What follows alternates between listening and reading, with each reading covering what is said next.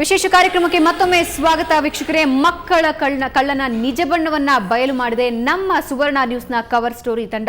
1.5 ತಿಂಗಳ ಸತತ ರಹಸ್ಯ ಕಾರ್ಯಾಚರಣೆಯಿಂದ ಯಾವ ರೀತಿ ಈ ದಂಧೆಯನ್ನ ಅವರು ನಡೆಸ್ತಾ ಇದ್ದಾರೆ, ಎಲ್ಲೆಲ್ಲಿಂದ ಸಪ್ಲೈ ಆಗುತ್ತೆ, ಯಾರು ಇದೆಲ್ಲದರ ರೂವಾರಿ, ಇದೆಲ್ಲದರ ಬಗ್ಗೆ ಕಂಪ್ಲೀಟ್ ಆದಂತಹ ಮಾಹಿತಿಯನ್ನ ನಾವು ನಿಮಗೆ ಕೊಡ್ತೀವಿ. ಇದರ ಸಂಪೂರ್ಣ ರಹಸ್ಯ ಕಾರ್ಯಾಚರಣೆಯನ್ನ ನಾಳೆ ರಾತ್ರಿ 7:30ಕ್ಕೆ ಪ್ರಸಾರವಾಗೋ ಕವರ್ ಸ್ಟೋರಿಯಲ್ಲಿ ನೀವು ನೋಡಬಹುದಾಗಿದೆ. ಆದರೆ ಈ ರಹಸ್ಯ ಕಾರ್ಯಾಚರಣೆಯ ಸಂದರ್ಭದಲ್ಲಿ ಏನೇನೆಲ್ಲ ಫೇಸ್ ಮಾಡ್ತು ನಮ್ಮ ತಂಡ, ಅಲ್ಲಿ ಯಾವ ರೀತಿ ಕರಾಳ ದಂಧೆಗಳನ್ನ ನಡೆಸಲಾಯಿತು, ಹಾಗೆ ಆ ಕಳ್ಳ ಸ್ವಾಮೀಜಿ ಏನ್ ಹೇಳ್ದ ನೋಡೋಣ ಬನ್ನಿ.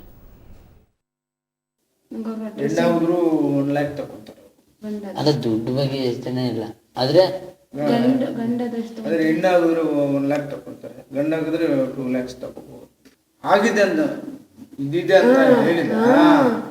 ತನ್ನ ಅಭಯ ಹಸ್ತದ ಮೂಲಕ ಸಾವಿರಾರು ಸಂತಾನ ಭಾಗಿಗಳನ್ನ ಕಲ್ಪಿಸಿದಾನಂತೆ ಈ ಕಳ್ಳಸ್ವಾಮಿ. ಅಲ್ಲದೆ ಕಣ್ಣಲ್ಲೇ ಸ್ಕ್ಯಾನ್ ಮಾಡಿ ಏನು ರೋಗ ಇದೆ, ಏನು ಸಮಸ್ಯೆ ಇದೆ ಅಂತ ಸಿಕ್ಕಾಪಟ್ಟೆ ಟ್ಯಾಲೆಂಟ್ ಇರುವಂತಹ ಕಳ್ಳ ಗುರೂಜಿಯ ಬಣ್ಣವನ್ನ ಸುವರ್ಣ ನ್ಯೂಸ್ ಬಯಲು ಮಾಡಿತ್ತು. ಇದರ ಬಗ್ಗೆ ನಮ್ಮ ಜೊತೆ ಚರ್ಚಿಸೋದಕ್ಕೆ ಮತ್ತಷ್ಟು ವಿಶೇಷ ಅತಿಥಿಗಳು ನಮ್ಮ ಜೊತೆ ಇದ್ದಾರೆ. ಸಾಮಾಜಿಕ ಹೋರಾಟಗಾರರಾಗಿರುವಂತಹ ಸ್ನೇಕ್ ಪೃಥ್ವಿರಾಜ್ ಅವರು ನಮ್ಮ ಜೊತೆ ಇದ್ದಾರೆ. ಪೃಥ್ವಿರಾಜ್ ಅವರೇ ಕಾರ್ಯಕ್ರಮಕ್ಕೆ ಸ್ವಾಗತ. ಹಾಗೂ ವಕೀಲರಾಗಿರುವಂತಹ ಸುಬ್ರಹ್ಮಣ್ಯ ಅವರು ನಮ್ಮ ಜೊತೆ ಇದ್ದಾರೆ. ಸುಬ್ರಹ್ಮಣ್ಯ ಅವರೇ ಕಾರ್ಯಕ್ರಮಕ್ಕೆ ಸ್ವಾಗತ. ನಮಸ್ಕಾರ.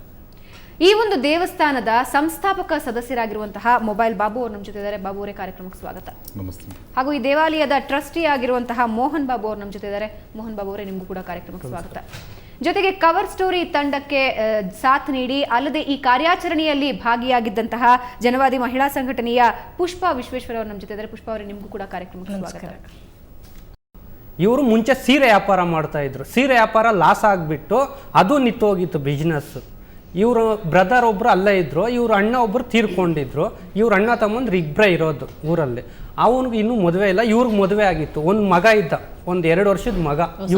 ಸಂಸಾರ ಗುರೂಜಿ ಶ್ರೀನಿವಾಸ್ ಅಂತ ಪ್ಯಾಂಟ್ ಹಾಕೊಂಡಿರ್ತಾ ಇದ್ದ ನಮ್ಮ ಜೊತೆ. ನಾನು ಯಾವಾಗ ವಿಶ್ವಾಸ ಬೆಳೀತಾ ಬಾರ ಸೀನಾ ಅನ್ನೇನೆ, ರಾ ಬಾಬು ಅನ್ನೋನೇ, ರಾರೇ ಸೀನಾ ಅಂದರೆ ಊರ್ಕೆ ಹೊಂಟ್ರೆ ಜನಾಲ ಮುಂದ್ರೆ ಅಟ್ಲ ಅನ್ನೋದು. ಆ ಥರ ನಾವು ಫ್ರೆಂಡ್ಶಿಪ್ ಆಗೋದ್ರೆ. ಆಮೇಲೆ ಹೇಳ್ದ, ಇದು ಏಮ್ರ ಸಿನಾ ಎಟ್ಲ್ ಡ್ರೈವ್ಡ ಊರಿಗೆ ಹೋತಾವೇಮ್ರ ಅಂತ ಕೇಳ್ದೆ ತೆಲುಗಲ್ಲೇ. ಕೇಳಿದಾಗ ಅವ್ರು ಹೇಳಿದ್ರು, ನಾನು ಊರಿಗೆ ಹೋದ್ರೆ ನನ್ನನ್ನು ಹೊಡಿತಾರಪ್ಪ, ಹಿಡ್ಕೊಂಡು ಕಟ್ಟಾಕ್ತಾರೆ, ನಾನು ಏನು ಮಾಡೋದು, ನನ್ನ ಪರಿಸ್ಥಿತಿ ಇದಾರೆ ಇದೆ. ಆಮೇಲೆ ನಮ್ಮ ಚಿಕ್ಕಬಳ್ಳಾಪುರದಲ್ಲಿ ಒಂದು ರೂಮ್ ಮಾಡಿದೆ ನಾನೇ. 1 ವಾರದ ಕಾಲ ಅಲ್ಲೇ ಇಟ್ಟು ಮುಸ್ಲಿಮ್ಸ್ ಚಾಂದು ಅಂತ ಇನ್ನೊಬ್ಬರು ಪರಿಚಯ ಆಗಿದ್ದರು. ಅವ್ರ ಅಂಗಡಿಯಿಂದ ಅವನೇ 1 kg 2 kg ಅಕ್ಕಿ ಕೊಡೋನು. ಒಂದು ಸ್ಟವ್ ಕೊಟ್ಟಿದ್ದೆ, ಅಲ್ಲೇ ಒಂದು ಪಾತ್ರೆಯಲ್ಲಿ ಬೇಯಿಸ್ಕೊಳೋದು, ತಿನ್ಕೊಂಡು ಆ ಹೊರಗಡೆಗೆ ಹೋಗ್ದಿರ ಇದ್ದರು. ಆಮೇಲೆ 1 ತಿಂಗಳು ಆಗೋಯ್ತು, ಅವ್ರದ್ದು ಪೂಜೆ ಎಲ್ಲ ಆಗಿತ್ತು, ದುಡ್ಡು ಅಮೌಂಟ್ ಕೊಟ್ಬಿಟ್ರು. ಆಮೇಲೆ ನಮ್ಮ ರೂಮಲ್ಲಿದ್ದರು. ಆಮೇಲೆ ದೊಮ್ಲೂರಿಂದ ಒಬ್ಬರು ಏನೋ ನಮ್ಗೆ ಹುಷಾರಿಲ್ಲ ಅಂಥೇಳಿ ಬಂದಿದ್ದರು. ಬಾಬು ಈ ಗಿರಾಕಿ ಹಿಡ್ಕೊಂಡ್ರೆ ನನಗೂ ಏನೋ ನಾನು ಕಷ್ಟದಲ್ಲಿದ್ದೀನಿ, ಇವ್ರಿಗೇನೋ ವಾಸಿ ಮಾಡಿದ್ರೆ ನನಗೂ ದುಡ್ಡಾಗುತ್ತೆ, ಮನೆ ಕಡೆ ಯಾರಿಗೋ ಒಂದಷ್ಟು ಕೊಟ್ಟೇನೋ ಮಾಡ್ಕೊಳ್ಬೋದು, ಏನು ಮಾಡಬೇಕಪ್ಪ ಅಂದರೆ. ಆಮೇಲೆ ಎಲ್ಲಾನೋ ಒಂದು ಶಿವಲಿಂಗ ಬೇಕು ನಮಗೆ, ಅನಾಥವಾಗಿರೋ ಒಂದು ಶಿವಲಿಂಗ, ನಮಗೆ ಹಳೇದು ಶಿವಲಿಂಗ ಎಲ್ಲಿದ್ದರೆ ಅಲ್ಲಿ ಪೂಜೆ ಮಾಡಿದ್ರೆ ಅದನ್ನ ವಾಸಿ ಆಗ್ಬೋದು, ನನ್ನ ಐಡಿಯಾ. ಆವಾಗ ಇವ್ರು ದುಡ್ಡು ಕೊಡ್ತಾರೆ, ಆಗ ಊರ ಕಡೆ ಏನೋ ಸಮಸ್ಯೆ ತೀರುತ್ತೆ, ಏನು ಮಾಡೋದು ಅಂದರು. ಅಪ್ಪ ನನಗೆ ದೇವ್ರುಗಳು ಎಲ್ಲಿದೆಯೋ ಗೊತ್ತಿಲ್ಲ ಅಂದೆ. ಆಮೇಲೆ ಇವನು ಮುಸ್ಲಿಮ್ಸ್ ಅಂತ ಫಕ್ರುದ್ದೀನ್ ಒಬ್ಬ, ಅವನು ವೈದಿಕ. ಇಂಥ ಬಾಪ್ನಹಳ್ಳಿ ಬನ್ಕುಪ್ಪೆ ಪಕ್ಕ 1 ಕಿಲೋಮೀಟ್ರು ಬಾಪ್ನಹಳ್ಳಿ ಅಲ್ಲಿದೆ, ನೋಡೋಣ ಬನ್ನಿರಿ ಅಂತೇಳಿ ಅಲ್ಲಿಗೆ ಹೋದರು.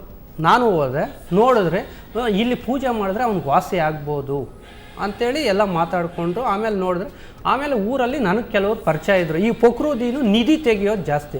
ಅವನು ಬಂದರೆ ಅಲ್ಲಿ ಗಲಾಟೆ ಮಾಡಿದ್ರು ಹಳ್ಳಿಯವರು, ನೀನು ಯಾರನ್ನೋ ಕರ್ಕೊಂಬಂದಿದ್ಯಾ ಆಂಧ್ರದಿಂದ, ಇವ್ರೇನೋ ನೀವೇನೋ ಮಾಡ್ತೀರಾ ಬೇಡ ಅಂತೇಳಿ ಆಮೇಲೆ ನಾನು ಹೋಗಿ, ಇಲ್ಲಪ್ಪ ಈ ಥರ ಏನೋ ಪೂಜೆ ಮಾಡಿ. ಆಮೇಲೆ ಪಕ್ಕದಲ್ಲೇ ದೇವಸ್ಥಾನ ಪಕ್ಕದಲ್ಲಿ ಒಂದು ಮನೆ ಇತ್ತು, ಗುಡಿಸ್ಲು ಅಂತದ್ದು. ಆ ಗುಡಿಸ್ಲಲ್ಲಿ ಒಂದು ಮನೆ ಕೊಡಿಸಿದೆ ಬಾಡಿಗೆಗೆ. 1 ವಾರದ ಟೈಮ್ಗೆ 150 ರೂಪಾಯಿ ಮನೆ ಕೊಡೋದು, ಇಲ್ಲಿರೋದು ಅಂತ. ಆಮೇಲೆ ಏನು ಮಾಡಿದೆ, ಅವ್ನು ದೊಮ್ಲೂರಿಂದ ಅದನ್ನ ಬಂದ, ಆತನೇ ಒಂದು ಬಿಂದಿಗೆ ಚಾಪೆ ಎಲ್ಲ ಅವರೇ ತಂದುಕೊಟ್ರು. ಇವ್ರಿಗೇನು ಇರಲಿಲ್ಲ, ಕೆಳಗಡೆ ಇರಲಿಲ್ಲ ಅನ್ಸುತ್ತೆ, ತಿನ್ನಕ್ಕೂ ಇರಲಿಲ್ಲ. ಒಂದು ಚಾಪೆ ದಿಂಬು ಎಲ್ಲ ಅವರೇ ತಂದುಕೊಟ್ರು. ಆಮೇಲೆ 5,000 ರೂಪಾಯಿ ಅಡ್ವಾನ್ಸ್ ಕೊಟ್ಟರು, ನನ್ನ ಕೈಗೆ ಕೊಟ್ಟರು. ನಾನು ಎತ್ಕೊಟ್ಟೆ, ಈಗಪ್ಪ ಏನೋ ನೀನು ಊರ ಕಡೆ ಕಳಿಸು, ನೀನು ಪ್ರಾಬ್ಲಮ್ ಸ್ವಲ್ಪ ಸಾಲ್ವ್ ಮಾಡ್ಕೊ ಅಂತ ಹೇಳಿದೆ. ಆಯಿತು ಅಂತೇಳಿ ಆಮೇಲೆ ಏನಾಯಿತು, ಅವತ್ತು ನೈಟು ಪೂಜೆ ಮಾಡಬೇಕು ಅಂತೇಳಿ ಹೋಗಿದ್ದಾರೆ. ಹೋಗಿದ ತಕ್ಷಣ ಪೊಲೀಸವ್ರಿಗೆ ಯಾರೋ ನಿಧಿ ತೆಗಿಯೋಕ್ಕೆ ಬಂದಿದ್ದಾರೆ ಅಂತ ಹೇಳಿದ್ದಾರೆ. ಇದು 8 ವರ್ಷದ ಹಿಂದೆ. ಆಮೇಲೆ ಪೊಲೀಸವ್ರು ಏನು ಮಾಡಿದ್ರು, ರಾತ್ರಿ 10 ಗಂಟೆ ಸ್ಟೇಷನ್ಗೆ ತೊಗೊಂಡೋಗಿದ್ದಾರೆ. ಸ್ಟೇಷನ್ಗೆ ತಗೊಂಡೋದಾಗ ಆಮೇಲೆ ನಾನು ಇರಲಿಲ್ಲ ಅಲ್ಲಿ. ಆಮೇಲೆ ನಮಗೆ ಫೋನ್ ಮಾಡಿದ್ರು, ಹೋದ್ರೆ. ಆಮೇಲೆ ಇವ್ರ ಮೊಬೈಲ್ ಬಂದ್ಬಿಟ್ಟು ನಮ್ಮ ಫ್ರೆಂಡು. ಆಮೇಲೆ ಇವ್ರಿಗೆಲ್ಲ ವಿಚಾರ ತಿಳಿಸ್ತಾ, ಈ ಥರ ಸ್ವಾಮೀಜಿ ಯಾರೋ ಬಂದಿದ್ರು, ಈ ಥರ ಪೂಜೆ ಮಾಡೋಕ್ಕೆ ಹೋದರೆ ಈ ಥರ ಆಗಿದೆ ಅಂತ. ಆಮೇಲೆ ಅಗಲಗೂರು ಕೇಳಿ GR ನಾರಾಯಣ ಸ್ವಾಮಿ ಅಂತೇಳಿ ತಾಲೂಕು ಅಧ್ಯಕ್ಷರು, JDS ಲೀಡ್ರು. ಆಮೇಲೆ ಅವ್ರಿಗೆಲ್ಲ ವಿಚಾರ ತಿಳಿಸಿದಾಗ ಅವರೆಲ್ಲ ಬಂದು ಇನ್ಸ್ಪೆಕ್ಟ್ರ್ ಹತ್ರ ಎಲ್ಲ ಮಾತಾಡಿ, ಆ ಥರ ಜನ ಅಲ್ಲ, ಏನು ಬೇಕೋ ಬರ್ಸ್ಕೊಳ್ಳಿ, ಅಡ್ರೆಸ್ ಪ್ರೂಫ್ ಎಲ್ಲ ಕೊಡ್ತೀರಿ, ಏನಾದರೂ ತೊಂದರೆ ಬಂದರೆ ನಾವು ಇದ್ದೀರಿ ಅಂತೇಳಿ. ಆಮೇಲೆ ನೈಟಲ್ಲೇ ರಿಲೀಸ್ ಮಾಡಿ ಕರ್ಕೊಂಡ್ಬಂದು ಅದೇ ಮನೆಗೆ ಬಿಟ್ಟು, ನಾನು ನೈಟಲ್ಲಿ ಅವ್ರ ಜೊತೆಯಲ್ಲೇ ಮಲಗಿದ್ದೆ.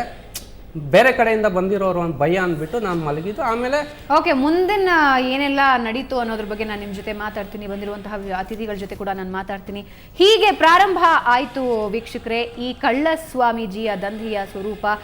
ಏನೂ ಇಲ್ಲ, ಊಟಕ್ಕಿಲ್ಲ, ಹೋಮ ಹವನ ಮಾಡ್ಕೊಂಡು ಬದುಕ್ತೀನಿ ಅಂತ ಬಂದ ವ್ಯಕ್ತಿ ಹಸುಗೂಸನ್ನ ಮಾರೋ ಲೆವೆಲ್ಗೆ ಬಂದಿದ್ದಾನೆ. ಅದು ಒಂದೆರಡು ಮಕ್ಕಳಲ್ಲ, ಎಷ್ಟು ಸಾವಿರವೋ ಅದಕ್ಕೆ ಲೆಕ್ಕವೇ ಇಲ್ಲ. ಈಗ ಮಾಡಿದ ಪಾಪಕ್ಕೆ ಆತ ಕಂಬಿ ಎಣಿಸ್ತಾ ಇದ್ದಾನೆ.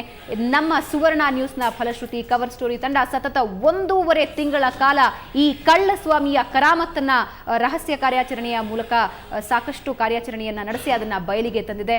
ಇದ್ರ ಬಗ್ಗೆ ಮತ್ತಷ್ಟು ಚರ್ಚೆ ನಡೆಸ್ತೀವಿ. ಅದಕ್ಕೂ ಮುಂಚೆ ಒಂದು ಚಿಕ್ಕ ಬ್ರೇಕ್.